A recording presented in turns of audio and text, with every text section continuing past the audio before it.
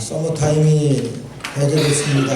서머타임이 해제되는 것은 이제 겨울에 들어가는 바로 문턱에 이제 와 있다고 하는 말하고도 이제 같이 우리가 느낄 수가 있습니다. 지난 시간에 이 인터넷 방송사에서 1시간 동안 인터뷰를 하면서 그 기도 제목을 가지고 좀 기도를 해달라고 해서 그 시간을 맡은 적이 있습니다. 인터넷으로 하니까 한국에서도 기도 제목을 올리고 교인들이 미국에서도 미국 각처에서 올리고 그러는데 그 중에서 몇 가지를 뽑아가지고 그 기도 제목을 놓고 그분이 실명으로 한 그 기도 제목이니까 같이 기도하고 그랬던 시간이 있는데 한 분이 홈리스 사역을 하시는 분이에요. 홈리스 사역하시는 목사님이 기도해달라고 그러면서 그렇게 하는 거예요. 금년 겨울에도 이 사람들을 데리고 겨울을 나려고 하니 좀 그러네요. 그러면서 이 겨울을 무사히 날 수 있도록 기도해 주세요. 이렇게 요청이 와서 같이 기도하면서 좀 아주 찐하더라고요. 우리가 사실 미국에 살면서 겨울 나는 거 그거 어려워하는 사람 있습니까? 좀 힘들게 나는 사람도 있을지 모르지만은 그러나 그 겨울 나는데 이상 있는 사람은 없을 겁니다. 그럼에도 불구하고 우리 주위에는 그렇게 겨울 나는 것조차도 힘들게 살아가는 그런 분들이 우리 주위에 있습니다.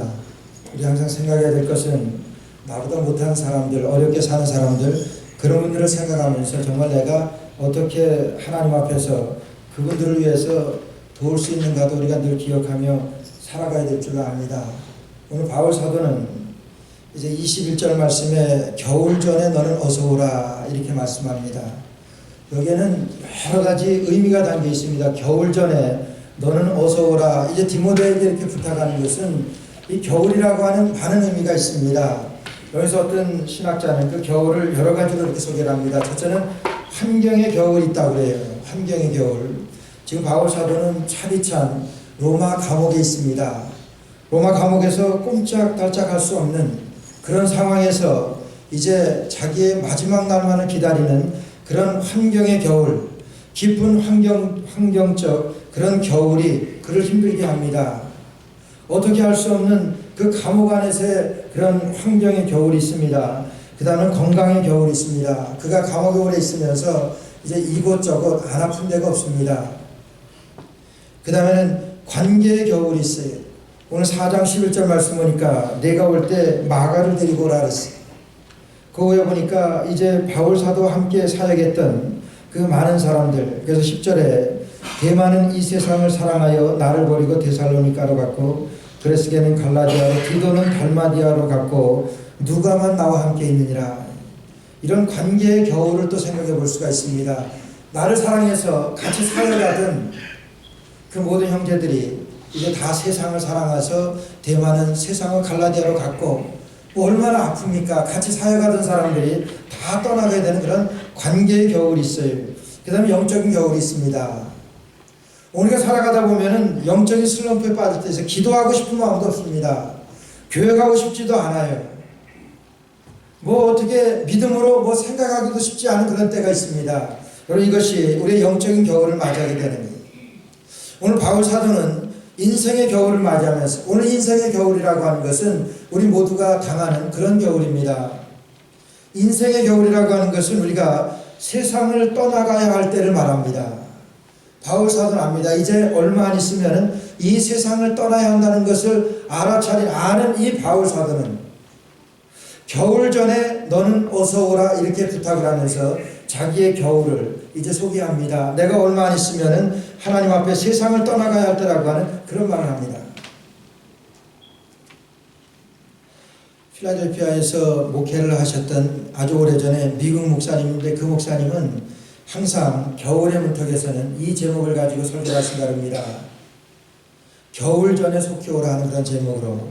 근데 그 목사님 그렇게 하게 된 것은 그 목사님 처음에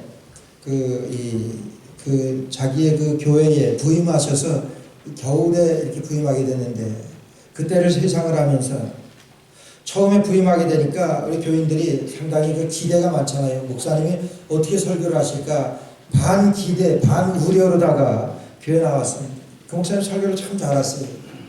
그 설교를 오늘 본문 말씀을 가지고 하시는데 설교하고 나니까 뭐 아멘하고 얼마나 성도들이 좋아하는지. 그 다음 주일날 이 목사님이 설교를 하시는데 똑같은 제목을 가지고 똑같이 말씀하십니다. 그러니까 교인들이 좀 아리뚱해요. 저 목사님 조금 어떻게 되시지 않았나 이런 생각을 가지고 그래도 한번 실수 한번 하셨으면 그거 뭐 한번 넘어가지 하는 생각으로 넘어갔습니다. 세 번째 주일도 그 목사님은 똑같은 제목으로 이 예화 하나 안 드리고 똑같이 설교를 하십니다. 드디어 교인들이 설교가 끝나자마자 목사님 우리 어떻게 보고 그러시는 겁니까? 그러면서 목사님한테 항의합니다. 그때 그 목사님이 그랬습니다. 나는 여러분들에게 오늘 말씀을 가지고 너는 말씀을 전파하라 때를 얻든지 못 얻든지 그리스도의 복음을 전파하라 하면서 너희는 이 자리를 채우라고 말씀하셨는데 그 말씀을 여러분들이 듣고 다 아멘이라고 하다 봤잖아요. 그러고 나서 그 다음 주에도 보니까 한 사람도 전도해서 자리를 채운 사람이 없더라고요. 그래서 내가 오늘까지도 했는데 오늘도 없어요. 저는 내일도 다음 주에도 이 설교할 겁니다. 여러분들이 자리를 채울 때까지 하나님의 말씀 듣고 아멘으로 은혜 받는 것이 아니라 이 하나님의 말씀은 받은 대로 행하라고 주신 말씀입니다. 그 목사님이 그렇게 그 교인들에게 소개를 하고 겨울 전에 너는 어서 오라 하면서 겨울 전에 해야 될 그러한 일들을 우리 성도들이 갖춰야 될 것을 성도들에게 설교를 하셨다고 그 이후로 그 교회가 크게 부흥을 했다 그러는데 저도 똑같은 거 가지고 매주 설교할까 지금 하는데 이렇게 되면 어떡할까 그 반응이 좀 거시기해서 뭐 그러진 않겠습니다만은 여러분 우리가 하나님의 말씀이라고 하는 것은 우리에게 지키고 우리가 그 말씀대로 살라고 주시는 것이지 그 말씀을 통해서 은혜 받고 은혜 받았다고 아멘하고 대체 거기서 끝나는 그런 말씀이 아닙니다. 오늘 바울 사도는 그래서 4장 1절 말씀에 보니까 아주 비장한 각오로 이 말씀을 전합니다. 하나님 앞에 산자와 죽은 자를 심판하실 그리스도 예수 앞에서 그의 나타나심과 그의 나라를 두고 엄히 명하노니 이렇게 말씀하십니다. 이제 하나님 앞에 갈 날이 멀지 않아서 그의 인생의 겨울을 그가 맞이하면서 이제 그들을 사랑하는 믿음의 아들 디모데에게 이제 목회하는 디모데에게 내가 이렇게 목회하라고 가리키면서 엄히 명하라고 말씀하시면서 너가 때를 얻든지 못 얻든지 그것은 하나님께서 주신 명령이고 산자와 죽은 자 앞에서 그의 나라를 두고 엄히 명하시는 하나님의 말씀이라고 지금 소개하시면서 인생의 겨울을 맞이한 저와 여러분들에게 인생의 겨울을 맞이하게 될 또한 디모데에게 오늘 바울 사도는 이 말씀을 증거합니다. 오늘 7절 말씀 보니까 7절에 이렇게 말씀하는 내가 선한 싸움을 싸우고 나의 달려갈 길을 마치고 믿음을 지켰으니 오늘 바울 사도가 자기의 인생의 겨울을 맞이하면서 그 성도들에게 소개하고 싶은 자기의 사역입니다.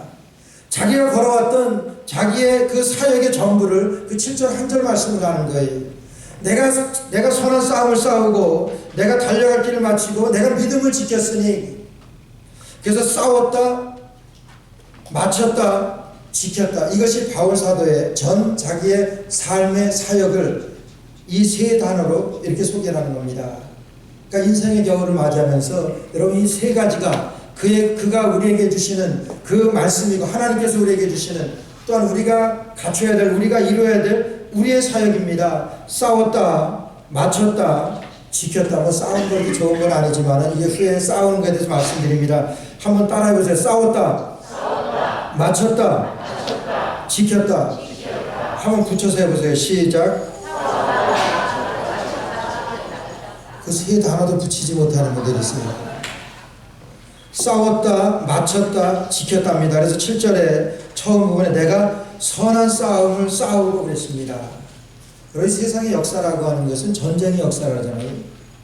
사실 그렇잖아요. 우리가 정말 그 처음에는 뭐 민족과 민족, 종족과 종족이 영토 때문에 그러고 자기들의 이권 때문에 그러고 지금은 뭐 없어지니까 이제 뭐 무역 전쟁 때문에 무역으로 또 그것도 전쟁이잖아요. 이런 모든 전쟁 가운데서 우리는 싸워가고 있는 것입니다. 근데 오늘 바울 사도께서 말씀하시는 내가 선한 싸움을 싸웠다. 싸움에서도 선한 싸움을 싸웠다고 말씀하세요. 선한 싸움을 싸웠다고 말씀하십니다. 여러분 선한 싸움이라고 하는 것이 무슨 싸움입니까? 영적인 싸움입니다. 고린도전서 9장 25절 말씀에 이렇게 말씀합니다. 이기기를 다투는 자마다 모든 일에 절제하나니 그들은 썩을 승리자의 면류관을 얻고자 하되 우리는 썩지 아니할 것을 얻고자 하노라. 이 세상에서 싸워서 이겨서 얻고자 하는 것들은 다 썩을 겁니다. 썩지 않을 거 뭐 있습니까? 오늘 바울사도께서 내가 선한 싸움을 싸우고 하는 그 선한 싸움이라고 하는 것은 영적인 싸움으로 썩지 아니할 그 면류관을 말해요. 선한 싸움을 싸워서 이기는 자에게 내가 생명의 면류관을 내게 주노라. 오늘 8절 말씀 보니까 이제후로는 나를 위하여 의의 면류관이 예비되었으니 내가 이와 같은 모든 사역을 마쳤으니까 이제 하나님께서 이제 내게 예비되어진 하늘나라의 면류관이 내게 예비되어져 있는 의의 면류관이 예비되었으므로 곧 의로우신 재판장인 그날에 내게 주실 것이라. 의로우신 재판장 하나님께서 그 면류관을 내게 주실 것이라. 나뿐만이 아니라 주의 나타나심을 사모하는 모든 자에게 주십니다. 여러분들에게 주시고 저에게 주신다고 하는 거예요. 선한 싸움을 싸운 자들에게, 선한 싸움을 싸워서 이긴 자들에게 하나님께서 이 약속을 하셨는데 오늘 바울사도는 인생의 겨울을 그가 맞이하면서 내가 선한 싸움을 싸웠습니다. 선한 싸움을 싸우고 내가 달려갈 길을 다 가고 내가 믿음을 지켰습니다. 이제후로는 내게 예비되어진 하늘나라의 상급을 내가 바라봅니다. 나뿐만이 아니라 나를 위하여 주의 나타나심을 사모하는 모든 자들에게 예비되어진 하늘나라의 면류관입니다. 바울사도 고백합니다. 그것은 오늘 저와 여러분들에게도 약속하신 우리가 선한 싸움을 싸우고 이긴 사람들에게 주신 하나님의 축복. 바울사도가 인생의 겨울을 맞이하면서 머지않아 하나님 앞에 갈 것을 그가 기대하면서 세상을 떠나가야 할 그때에 바울사도는 생각난 것이 내가 하나님 앞에서 사역했던 그 사역이 생각나서 오늘 저희들에게 주십니다. 이것은 바울사도가 경험하고 바울사도가 이루었던 그 사역뿐만이 아니라 오늘 우리에게도 이 사역을 감당하도록 선한 싸움을 싸우라고 하는 그런 말씀입니다. 여러분, 싸움을 잘하려고 하면 무기가 좋아야 합니다. 이 선한 싸움에 있어서의 무기는요, 다른 거 없습니다. 말씀과 성령입니다. 바울사도가 이제 선한 싸움을 싸울 때, 여러분, 그 당시에 유대인들의 율법하고 싸웠습니다. 서기관들이 주장하고 바리새인들이 주장하던 그 율법하고 바울사도가 싸웠다고 하는 거예요. 하나님의 말씀으로 싸웠습니다. 헬라인들의 기라성 같은 철학자들, 그런 철학자들의 그 철학을 무너뜨리며 이제 하나님의 말씀으로 그가 이겼던 바울사도예요. 로마인들의 실존적인 그 실용주의적인 그런 모든 것들을 바울사도가 말씀으로 이겨냈습니다. 그래서 세상을 이길 힘이라고 하는 것은, 우리가 선한 싸움을 싸워야 될 것은 이 하나님의 말씀입니다. 말씀과 악한 사탄을 이길 것은, 악한 사단을 이길 힘은 성령의 능력이라고 하는 거예요. 오라 나는 공고한 자로다. 누가 나를 이 사망의 몸에서 건져낼까? 나는 죄인 중에 괴수라. 바울사도가 자기 자신을 그대로 솔직하게 다 고백을 합니다. 그러면서도 내게 능력 주시는 자 안에서 내가 모든 것을 할 수 있습니다. 능력을 누가 주십니까? 십자가에 달려 돌아가신 예수 그리스도의 영이, 성령이 내게 임하시면 내가 그리스도와 함께 십자가에 못 박혔나니 그런지 이제는 내가 사는 것이 아니고 내 안에 그리스도께 사는 것입니다. 내가 성령의 능력으로 내가 이깁니다. 그래서 바울사도는 이런 하나님의 말씀과 성령의 능력으로 내가 선한 싸움을 싸웠습니다. 다 싸웠습니다. 잘 싸웠습니다. 그가 인생의 겨울을 맞이하면서 자기의 사역을 이제 소개하는데, 그의 사역뿐만이 아니라 오늘 우리의 사역으로도 너희가 선한 싸움을 싸우라고 말씀하십니다. 이길 힘은 우리 하나님이 주시는데, 하나님의 말씀과 성령의 능력으로 우리에게 선한 싸움에서 승리하게 해주실 줄로 믿습니다. 그것이 바울사도가 선한 싸움을 싸웠던 도구입니다. 두 번째로 바울사도가 이제 인생의 겨울을 맞이하면서 그가 고백하는 그의 사역에 내가 선한 싸움을 싸우고 나의 달려갈 길을 마치고 그랬어요. 나의 달려갈 길을 마쳤다고 하는 게 우리에게 하나님께 주신 사명이 있습니다. 오늘 한 사람 한 사람에게 여러분 허락하신 하나님께서의 그 주신 사명이 있습니다. 어떤 사람에게는 말씀 증거하는 것으로 사명을 주신 분도 있고 복음 증거하는 것으로, 어떤 사람은 이제 봉사하면서 하나님 앞에 섬기는 그런 사명을 주신 분도 있고 뭐 여러 가지 다. 오늘 그 가운데서도 바울 사도는 나는 달려갈 길을 마쳤습니다. 마쳤다고 하는 것은요, 승리했다고 하는 거예요. 그 길이 얼마나 되는지는 모르지만은 하나님께서 내게 주신 그 길을 나는 마지막까지 경주하여 나는 마쳤습니다. 사도행전 20장 말씀에 보면은 바울 사도 그렇게 고백하잖아요. 내가 복음 증거하는 이 일을 위해서는 내 생명을 조금도 귀한 것으로 여기지 않았습니다. 내가 복음 증거하는 이 일을 위해서 내 생명을 조금도 귀한 것으로 여기지 않았다고 하는 것은 내가 복음이 내 생명보다 귀하게 여기고 내가 이 길을 내가 달려와서 내가 마쳤다고 하는 그 고백입니다. 하나님께서 나에게 주신, 하나님께서 여러분들에게 주신 그 사명이 있어요. 우리는 그 사명 감당하기 위해서 하나님께서 우리를 택하시고 우리를 오늘도 불러주신 줄로 믿습니다. 하나님께서 우리에게 주신 사명이 1968년 멕시코 시리에서 하계올림픽이 있었습니다. 그 하계올림픽에서 올림픽에 꽃하면 마라톤이잖아요. 제일 마지막에 마라토너가 들어오면서부터 폐회식이 시작됩니다. 거기 1등한 사람이 그 케냐에 누구였던가 그러고 뭐 다 들어왔으니까 폐회식을 시작합니다. 약 1시간 후에 1시간 정도 지난 다음에 거의 폐회식도 끝나갈 무렵에 한 선수가 피를 흘리며 들어오는 거예요. 탄자니아의 36살 된 잔 스테픈 아크리스라고 하는 그 선수가 피를 흘리면서 그 골인을 향하여 그가 들어옵니다. 알아보니까 그가 달려오다가 다쳤어요. 다쳤는데도 불구하고 포기하지 않고 끝까지 그가 이 경기에 골인 지점까지 들어왔습니다. 그래서 당신 끝까지 왜 그렇게 포기하지? 뭐 다치기까지 했는데 끝까지 했냐 그러니까 그 선수가 이렇게 얘기합니다. 내 조국 탄자니아는 나를 이 경기에 보낼 때에 여기에 참가하라고만 보낸 것이 아닙니다.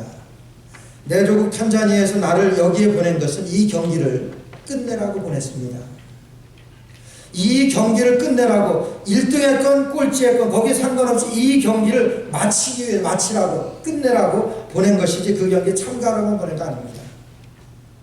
오늘 하나님께서 우리 인생들에게 이 땅에서 우리의 삶을 허락하신 것은 우리의 이 사명을 마치라고. 사람이 볼 때는 그 사명이 1등일 수도 있고 꼴찌일 수도 있습니다. 그러나 하나님께서 확실하게 우리에게 주신 사명은 이 주신 사명을 마치라고 주셨다고 하는 거예요. 바울사도 어떻게 마쳤습니까? 끝까지 최선을 다해서 생명보다 귀하게 여기고 그 사역을 마쳤습니다. 빌립보서 3장 13절 14절 말씀 보니까 형제들아 나는 아직 내가 잡은 줄로 여기지 아니하고 오직 한 일 즉 뒤에 있는 것을 잊어버리고 앞에 있는 것을 잡으려고 표대를 향하여 그리스도 예수 안에서 하나님이 위에서 부르신 부름의 상을 위하여 쫓아가노라. 하나님께서 나를 부르신 그 부름의 상을 위하여 나는 쫓아간다. 아직 잡은 줄로 여기지 아니하고 하나님께서 부르신 부름의 상을 위하여 나는 쫓아간다. 그게 무슨 말씀이에요? 내가 최선을 다해서 아직 잡지 못한 것, 잡는 건 어디서 잡습니까? 하나님 앞에 이를 때 잡게 되는 거예요. 그래서 아직 잡지 못한 것, 그것을 위해서 내가 최선을 다해서 마지막까지 내가 지금 가고 있습니다. 바울사도의 고백입니다. 최선을 다해서 가고 있습니다. 고린도후서 11장 13절에서 28절 말씀 보게 되면은 바울 사도가 이제 하나님을 향해 그가 사역을 위해서 그가 힘썼던 내용이 나와요. 내가 유대인들에게 이 40에 한 번 감하는 매를 3번이나 맞고 바다의 위험과 강의 위험과 동물의 위험과 이런 짐승의 위험과 그런 고난당한 것을 거기에 아주 자세하게 설명합니다. 그러나 그럼에도 불구하고 내가 이 경기에 달려갈 길을 내가 마쳤습니다. 자기의 달려갈 길을 그것도 최선을 다해서 그 길을 마친 것을 오늘 바울 사도가 인생의 겨울을 맞이하면서 내게 닥쳐오는 그 인생의 겨울을 맞이하면서 이제 자기의 믿음의 아들, 사랑하는 믿음의 아들이라고 여기는 그 디모데에게 그렇게 고백을 합니다. 그렇게 말씀합니다. 오늘 바울 사도께서 주시는 이 말씀, 오늘 우리에게 주신 사명으로 우리가 맡은 사명을 위해서 정말 최선을 다해서 우리가 우리의 생명보다 귀한 사명으로 여기고 주님 앞에 살아가는, 주님 앞에서 우리가 이루어야 되는 그 사명을 다시 한번 우리에게 일깨워 주시는 말씀으로 인생의 겨울이 오기 전에 너는 속히 내게 와라. 인생의 겨울을 맞이하는 바울 사도는 오늘 우리에게 이 사명을 다시 한번 우리에게 일깨워 주시는 말씀입니다. 이솝우화에 보게 되면은 그 들깨와 토끼라는 그 재밌는 얘기가 있습니다. 그 들깨는 그 숲에서는 최고의 빠르고 정말 뭐든지 자기가 하려고만 하면은 잡을 수 있는 그만큼의 이 명성이 났던 그 들깨. 하루는 들깨가 이제 토끼를 보고 토끼를 잡으려고 합니다. 근데 그날은 아무리 쫓아가서 토끼를 잡으려고 해도 토끼를 잡을 수가 없습니다. 그러니까 그 숲에 있던 다른 짐승들이 이제 들깨에게 손가락질합니다. 야, 너는 제일 빠르다 그러고 너는 뭐 너밖에 없다 그러더니 그 토끼 하나 잡지 못하느냐, 그렇게 이 들깨에게 그렇게 말합니다. 그러니까 이 들깨가 그렇게 얘기해요. 토끼는 생명을 위해서 뛰었고 나는 그냥 저녁 식사나 하려고 뛰어서 그래. 이 토끼는 생명 때문에 뛰었고 나는 저녁 식사나 해결하려고 뛰었기 때문에 내가 잡지 못했어요. 생명 내걸었을 때는 누구도 건들지 못합니다. 너 죽고 나 죽자, 아니 너 죽고 뭐 나 그렇게 하고 덤벼드는 그런 사람에게는 당하지 못하잖아요. 죽자 사자 죽기 살기로 달려드는 사람에게는 상대가 아닙니다. 오늘 바울 사도가 자기의 사역을 소개하면서 내가 달려갈 길을 마쳤다고 하는 것은 내가 최선을 다해서 생명을 다해서 내가 복음 증거하는 이 일을 위해서 내가 내 생명을 조금 더 귀하게 여기지 않았습니다. 오늘 2절 말씀에 보니까 너는 말씀을 전파하라. 때를 얻든지 못 얻든지 항상 힘쓰라. 범사에 참가 가르침을 경책하며 경계하며 권하라.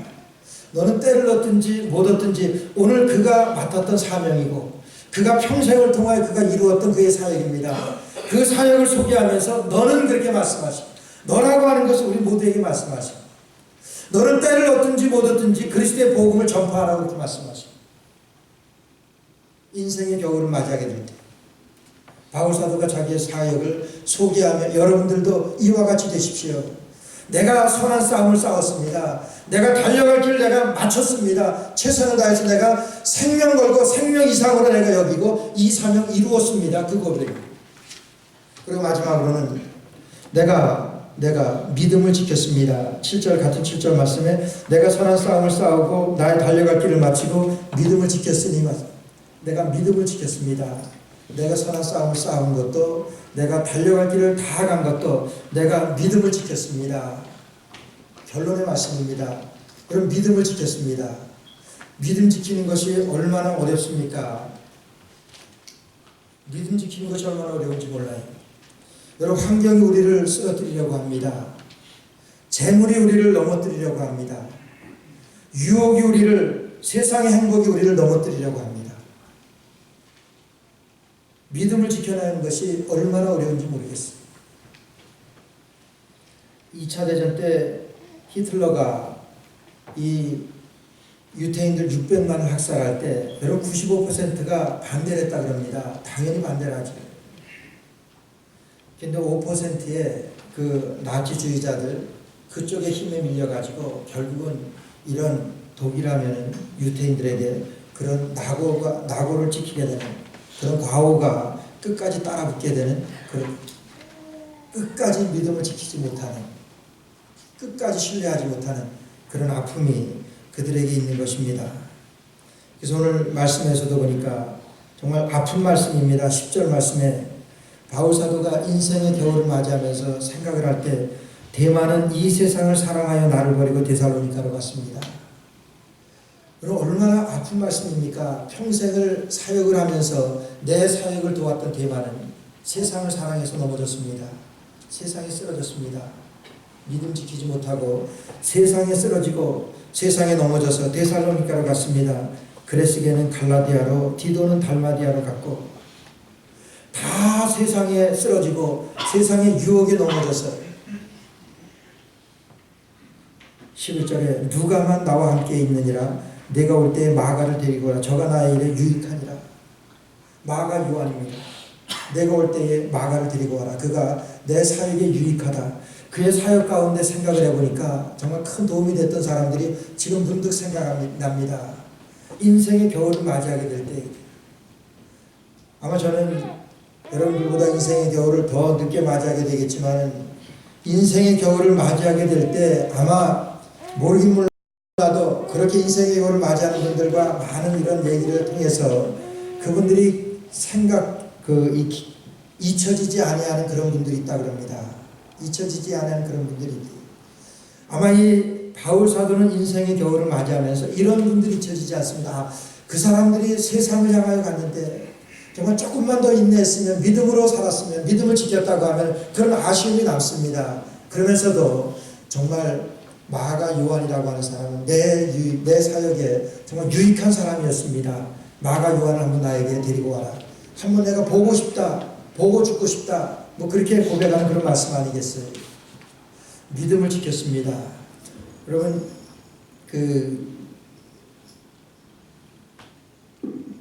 여러 해 전에 그 크리스마스 근방에 홈얼론이라고 하는 그 영화가 나왔었습니다. 뭐 거의 다 보셨을 테니까 저는 뭐 배우 같은 거를 잘 이름을 외우지를 못해요. 그래서 거기에 나오는 그 조그만 걔가 주인공이잖아요. 집안에서 온 가족이 다 여행 가는데 혼자 떨어지게 돼가지고 떨어지는데 도둑놈이 들어와가지고 도둑이 그냥 그 아이 하나를 잡으려고 얼마나 통쾌하게 그 도둑을 물리치는지 몰라요. 아슬아슬하게 붙잡으려고 하다가 그냥 마루가 푹 꺼져가지고 그 도둑놈들이 마루에 떨어졌다가 다시 올라와서 또 잡으려고 하고 얼마나 흥미진진하게 봤는지 재밌게 봤는지 몰라요. 그러면서 그때 그 아이를 한번 생각했어요. 내가 그 아이라고 하면은 이 도둑놈이 이렇게 정말 생명 걸고 나를 쫓아오는데 그 아이의 그 심정이 어땠을까? 잡힐 듯 말 듯 하면서 그 도망가다가 그 게임에서 그 영화에서 끝나는 것은 그 아버지가 올 때 끝납니다.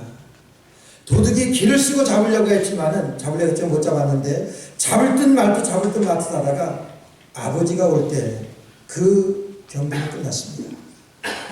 아버지를 만나면서 아버지가 그 집에 여행 갔다가 오면서부터 그 아이가 이제 안심하게 되었던 그가 아니에요. 어쩌면 우리의 인생이 그런 것일지 모릅니다. 이 세상에서는 잡힐 듯 말 듯 하면서 쓰러지고 넘어지고 그러면서도 일어서고 우리의 이와 같은 싸움은 이와 같은 전쟁은 우리가 주님 앞에 가서 주님을 만날 때에야 이것이 끝나는 줄 압니다. 그동안의 이 싸움 가운데서 이런 전쟁 가운데서 내가 선한 싸움을 싸우고 내가 나의 달려갈 길을 마치고 믿음을 지켰습니다. 그리고 주님을 만납니다. 이럴 때 인생의 겨울을 맞이하는 이 바울 사도에게 있어서는 믿음을 지키고 주님 앞에 이르게 되는 얼마나 우리에게 위로가 되고 얼마나 주님 앞에 다시 한번 우리의 사명을 생각하게 되고 그래서 내 미니스트리가 내 사역이 주님 앞에서 다시 한번 회복되어져야 될 그 말씀으로 우리에게 주신지 모릅니다. 믿음을 지켰습니다. 로마의 정예 부대로 손꼽히는 12연대 병사들이라고 하는 그런 전해 내려온 얘기가 있습니다. 그 12연대 병사들 중에서 그리스도인이 많이 생긴다는 그러한 소문이 도니까 이 로마 황제가 예수 믿는 사람을 다 죽이라고 그렇게 명령을 내립니다. 그래서 지휘관이 그리스도인을 색출하기 위해서 그 12연대 소속의 군사들을 모두 모았습니다. 그래가지고 여기에서 예수 믿는 사람들 나와라 색출합니다. 40명이 그 가운데서 나오는 거예요. 거기서 내가 예수 믿는 사람이라고 하면은 죽을 것을 알면서도 40명이 예수 믿습니다. 그러고 나옵니다. 그러니까 그 지휘관에게 부여되어진 책임은 어떻게 해서라도 이제 변절하는 예수 믿지 않는다고 하는 그런 것을 받아내기 위한 그 지휘관의 책임으로 지휘관이 그들을 고문을 합니다. 아주 추운 날 물이 꽁꽁 얼은 그 호숫가로 데리고 가가지고 거기다 구멍을 40개 뚫어요. 그리고 그 추운데 얼음 구덩이에 그 40명 하나씩 그 구덩이에 들어가게 했어요. 얼마나 춥습니까? 그러면서 그 앞에는 막살 하나 쳐놓고 천막 하나 쳐놓고 거기다 뜨거운 물에 그냥 아주 그 목욕통을 하나 준비해가지고 거기서 유혹을 합니다. 지금이라도 예수님을 부인하면은 여기에 나와서 살려준다. 아무도 안 나옵니다. 한참의 시간이 지났을 때 한 사람이 한 사람이, 한 병사가 호수 위를 가로질러서 천막 앞으로 다가옵니다. 드디어 한 사람이 신앙을 포기한 것입니다. 그는 천막 안에 뜨거운 목욕통에 그냥 너무 급해가지고 몸을 담갔습니다. 그러자마자 그 목욕통에 몸을 담글 때 심장마비로다 그 자리에서 직사합니다. 이 광경을 지켜본 지휘관은 소름 끼쳤습니다. 그리고 그 호수 위 하늘에서 40명의 천사가 40개의 면류관을 들고 춤을 추다가 그 중에 한 천사가 하늘로 올라가는 것을 보았습니다. 그때 지휘관이 천천히 자기의 투구 옷을 벗기 시작했습니다. 그리고 용감하게 호수의 얼음 위로 걸어가서 그 얼음으로다가 그 지휘관이 들어갑니다. 이 지휘관은 신앙을 버린 병사의 죽음과 그에게 주려던 면류관을 든 천사가 하늘로 올라가는 모습을 보고 하나님의 살아계심을 확신했습니다. 믿음을 지켰습니다. 내가 선한 싸움을 싸우고 내가 달려갈 길을 마치고 내가 믿음을 지켰으니 이제부터는 하나님께서 예비해 주신 확실한 면류관이 내게 예비되었습니다. 이 면류관이 저와 여러분들에게도 예비되어 준 줄로 믿습니다. 기도드리겠습니다. 사랑이 많으신 하나님, 주님의 은혜를 감사합니다. 이 시간 아버지 하나님, 우리의